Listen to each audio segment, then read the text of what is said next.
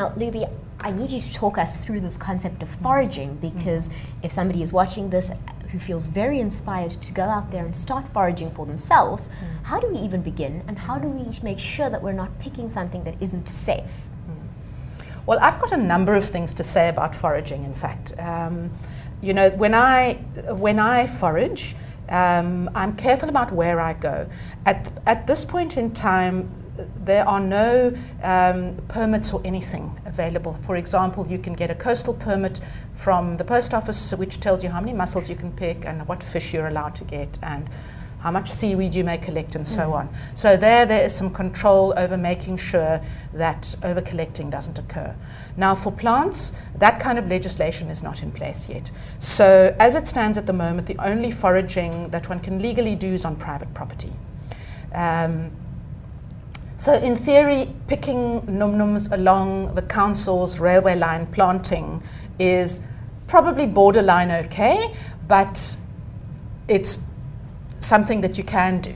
And certainly my advice to individuals is be careful about how much you pick, whether you have permission or not. Always make sure that you allow the plant the ability to reproduce and to sustain itself, because you want the plant to be able to propagate itself again. Always leave some fruit, always leave some seed. If you're harvesting from soft plants, make sure the plant can push it, grow up again. So really be informed about picking in a way where you're not actually stripping nature, you're allowing it to sustain itself. And again, reiterating that on private property is at the moment where legally you can forage. The other thing is be informed, because there are plenty of poisonous things around. For example, I've mentioned that only the fruit of the num-num is safe to eat.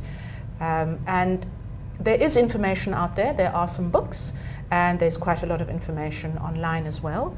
And if you can, find out directly in person from people. That is by far the safest. Yeah. Now, tell us more about Making Course. Where can we find you?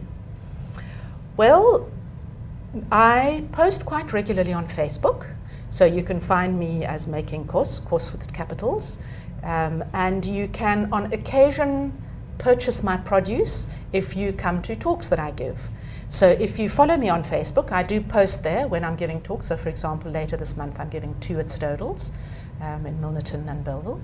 And the other place that you will be able to find me is this year, the Kirstenbosch plant sale.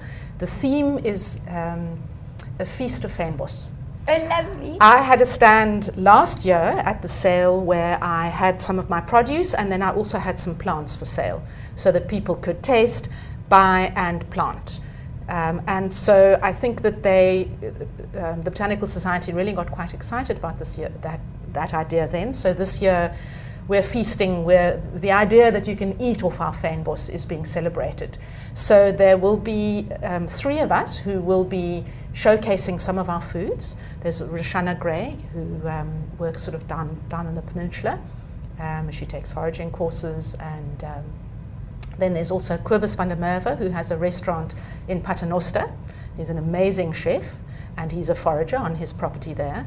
The 3 of us together will be showcasing some of our South African foods at the Kirstenbosch sale. So people could come along, taste and buy to plant in their gardens. And I do love that it's guilt-free planting. You don't need to worry that this plant isn't supposed to be here or is going to take up too much of my water, because a lot of them are water-wise plants. Absolutely.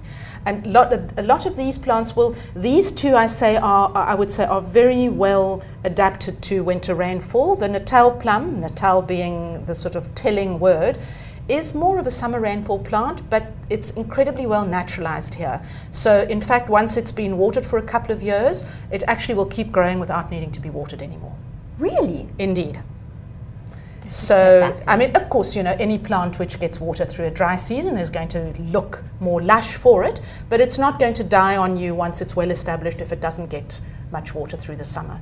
But then there's a whole nother range of plants which I haven't addressed here at all, which are our Western Cape winter rainfall plants. And there's a myriad of them that are just so exciting, and I'm dying to tell more people about them. Well, I think when winter comes around, we're going to have you back. I could talk to you forever, but I'm going to have to let you go. One last time, it's Making Course on Facebook with a capital KOS. That's correct. Thank you so much for joining us today. And thank you very much for giving me the opportunity.